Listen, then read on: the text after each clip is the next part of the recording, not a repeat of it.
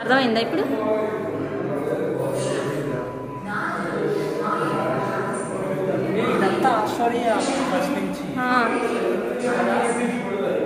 ఇదిగో అప్పుడు ఒక ముట్టికాయ వేస్తాడు ఆయన, శివలింగం ఎందుకు పెట్టావు అని చెప్పి శివలింగం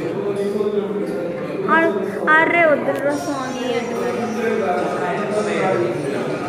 సో ఎత్తబోయాడు శివలింగంని.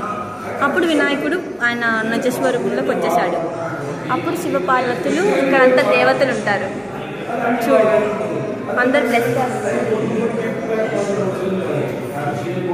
సో ఇది అది గోకర్ణ, సత్యేశ్వర్, దారేశ్వర్, కున్వటేశ్వర్, ఇది మురదేశ్వర్.